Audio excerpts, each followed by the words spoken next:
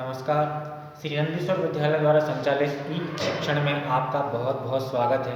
बच्चों, आज हम क्लास 10th हिंदी में हिंदी विशिष्ट के अध्याय दूसरे वात्सल्य भाव के अंतर्गत कवितावली खंड को पढ़ेंगे, जिसके रचनाकार हैं तुलसीदास जी।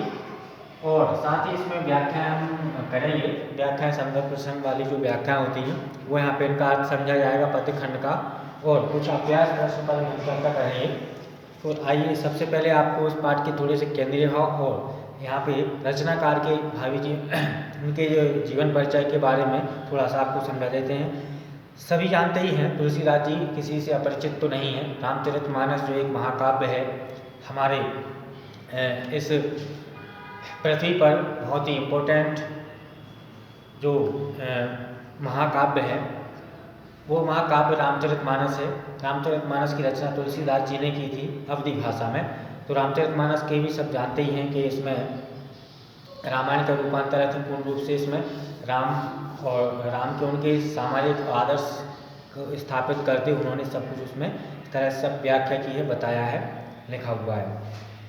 तुलसीदास जी जो हैं वो भारतीय हमारी संस्कृति के एक ऐसे पुरोधा हैं, ऐसे निर्माणकर्ता हैं, संस्कृति को संचय करने वाले ऐसे युग दृष्टा हैं वो स्वामी तुलसीदास जिन्हें कहा जाता है। तुलसीदास जी भक्ति काल के प्रतिनिधि कवि, जो राम भक्ति शाखा के प्रतिनिधि कवि भी हैं। इनकी अन्य रचनाओं में रामचरितमानस के अलावा कवितावली, दोहावली, जानकी मंगल, पार्वती मंगल, रामलला नेहचू आदि कुछ प्रमाणित ग्रंथ हैं, उनकी रचनाएं हैं। वात्सल्य के अंतर्गत हम उनका जो पाठ पढ़ने वाले हैं, वैसे तो वात्सल्य के सम्राट सूरदास जी कहे जाते हैं, जो भी भक्ति काल के ही हैं और वात्सल्य के सम्राट हैं। उन्होंने वात्सल्य रस की अभिकल्पना की है। लेकिन यहाँ पर इन्होंने वात्सल्य भाव के अंतर्गत बालक राम जो हैं, शिशु राम के उनका चरित्र रूपांकन किया है।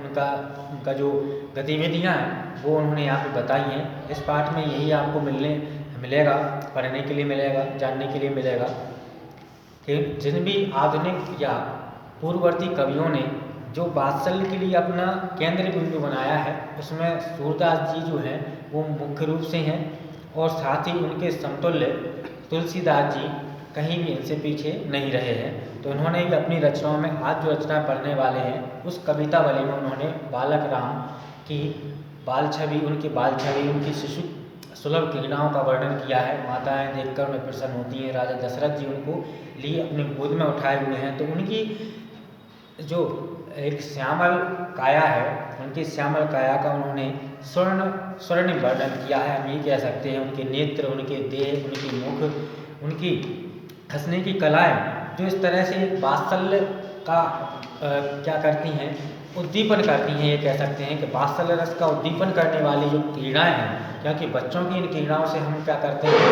हैं, हम अमोद प्रमोद से और उनके आर्थिक इस तरह के क्रियाकलापों से हमारा मन जो वात्सल्यता से भर जाता है, आदि आदि इन सभी नाना वर्णों का, उनके रूपों का वर्णन किया है उन्होंने। तो चलिए आज हम समझते हैं कवितावली के कुछ पद्य हैं, वो उन पद्य खंडों के बारे में व्याख्या करते हैं, समझते हैं। देखिए क्या कहते हैं तुलसीदास जी इस कवितावली में। तो पहला पद्य है उनका, अवदेश के द्वारे सकारें गई सुत गोद के भूपति ले निकसे अर्थात निकले। आपको यहाँ पर पाठ समझाने से पहले एक बात बताना चाहता हूँ कि आप जो भी जिस पाठ का भी अध्ययन घर पे करें, या फिर आप इस वीडियो के माध्यम से करें, आप जिस भी पाठ का अध्ययन कर रहे हैं, उस पाठ के पीछे इस कुछ शब्दावली, कुछ शब्दार्थ दिए रहते हैं। आप उसका अध्ययन जरूर कर लें, उनका अर्थ समझ लें, जिससे आपको अर्थ स्पष्ट होता चला जाएगा।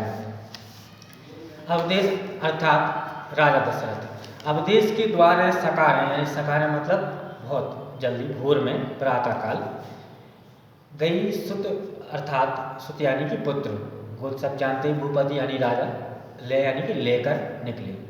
अवदेश के द्वारा, देखिए एक सखी जो है वो दूसरी सखी से उनका वर्णन कर रही है, क्या कह रही है। कवितावली के माध्यम से तुलसीदास जी ने, गोस्वामी तुलसीदास जी ने बड़ा मनोहारी चित्रण किया है। आप ध्यान सुनिए।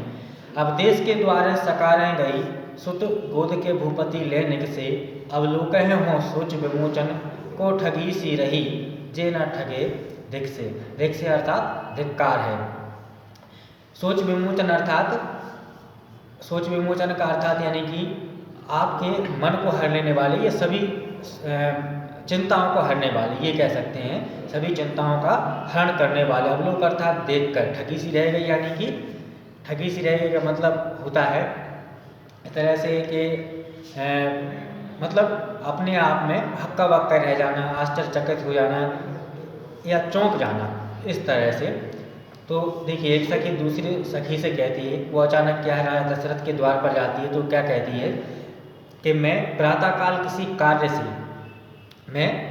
किसी आवश्यक कार्य से राजा दशरथ के द्वार पर गई थी। तभी महाराज अपने पुत्र राम को गोद में उठाए हुए बाहर निकलते हैं। मैं उस शोकहारी बालक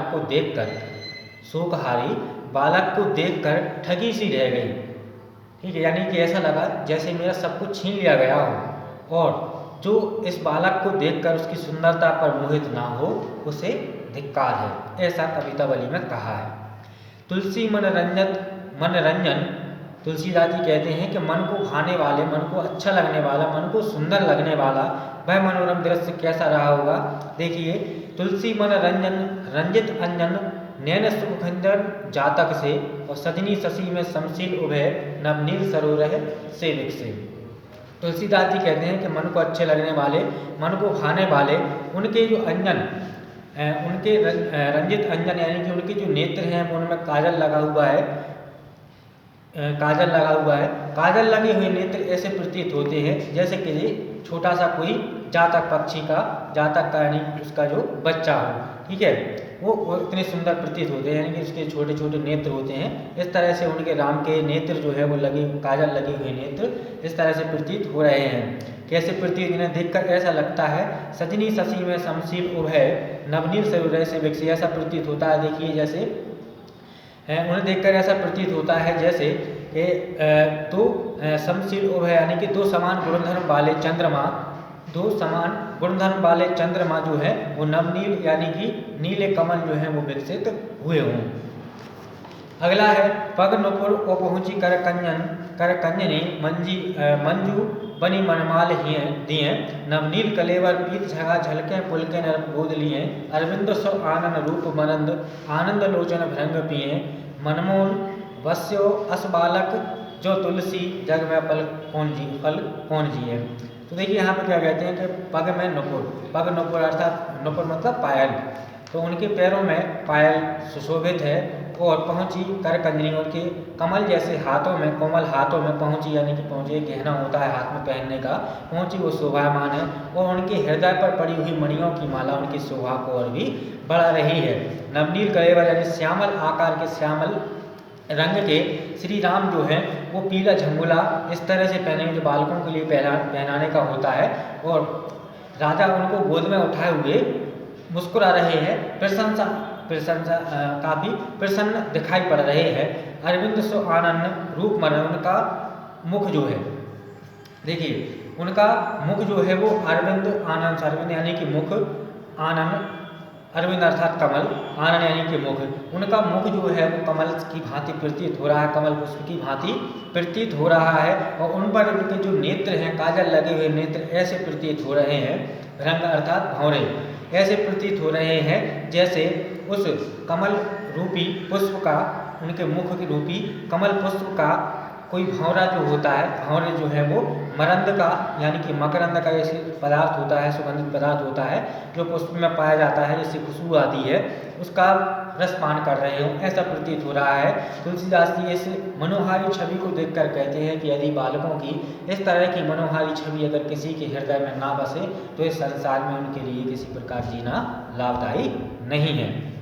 अगला क्या कहा है, तन की दुति श्याम सरूरह लोचन कंज की मंजुलताई हरें, अति सुंदर सुहत धूर भरे छवि भूरी अनंग की दूर कर। अनंग की अर्थात कामदेव क्या है, श्रृंगार के देवता हैं, कहने का मतलब ये श्रृंगार रस के देवता है।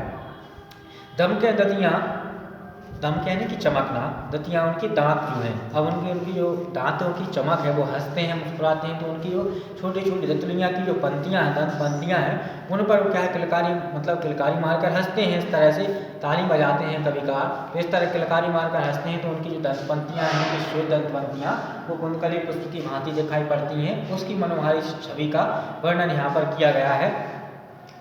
तो क्या कहते हैं कि तन की दुति श्याम चरुए लोचन कंज की मंजलताई हरें।